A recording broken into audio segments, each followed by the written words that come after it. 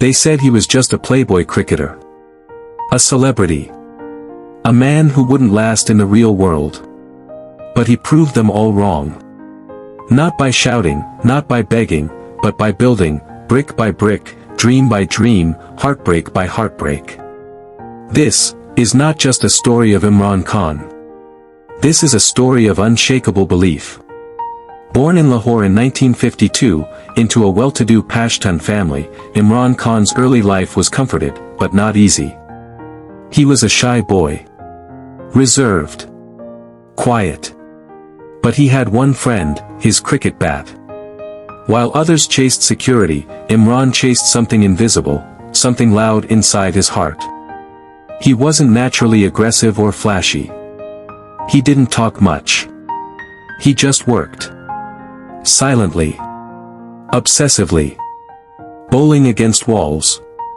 Practicing when others slept. Because somewhere deep inside, he already knew, he wasn't born to be ordinary. At Oxford, among the elite, Imran didn't fit in. His accent was different. His culture, his thoughts, all out of place. But again, he let his performance speak. Soon, he became Pakistan's pride. A fast bowler with fire in his soul. But it wasn't the wickets or runs that defined him. It was how he wore pain. Torn muscles. Back spasms. Rejections. Media criticism. Still, he stood. Always. They mocked his style. He turned it into elegance. They laughed at his ambition. He turned it into destiny. 1992, Australia. Pakistan was failing. Humiliated. Dismissed as underperformers. But then Imran spoke. Not with fancy speeches. He just said, "Fight like cornered tigers." That was it. One line. One belief. And from there, the miracle began. He wasn't just playing to win a trophy. He was playing for a hospital. A promise to his dying mother that no Pakistani should ever suffer like she did without treatment. That World Cup wasn't about cricket, it was about faith. And against all odds, Pakistan won. Most champions retire with applause. Imran retired with a mission. He built Shaukat Khanum Hospital, the first of its kind in Pakistan. Everyone said it was impossible. A cancer hospital for the poor. Funded by donations. In Pakistan. But he walked village to village, town to town. Begging. Pleading. Explaining. Raising pennies. Every brick had a story. Every room carried a dream. And when it opened, it wasn't a building, it was a revolution. Then came the hardest chapter, politics. People laughed again. Another cricketer turned politician. He lost. And lost again. And again. Elections after elections. Mocked on TV. Called a failure. A joke. Even his closest allies deserted him. But he didn't stop. For 22 years, he walked through dust, prisons, courts, betrayals. He cried alone. Got injured. Buried his personal losses under the noise.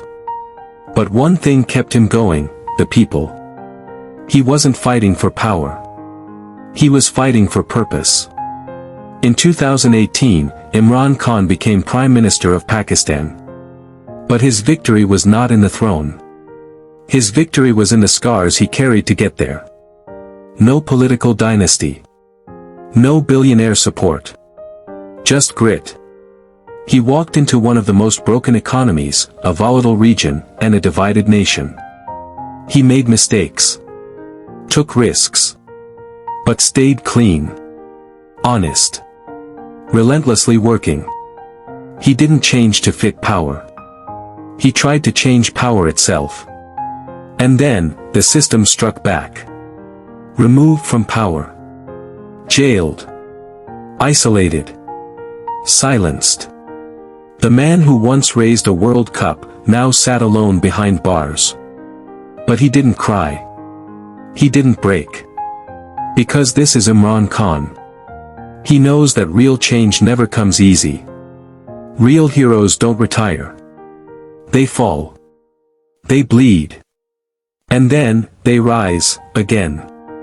Imran Khan's story isn't about politics. Or cricket. Or hospitals. It's about this. When the world tells you no, you whisper back, watch me. When they shut every door, you build your own. When they drag your name, your reputation, your dignity through the dirt, you dig deeper and stand taller. He is flawed. He is human. But he is relentless. To every young boy who feels unseen. To every girl told she can't dream. To every man in a jail cell, to every woman fighting the system. This story is yours. This hope is yours. This roar is yours. Because legends don't retire. They return.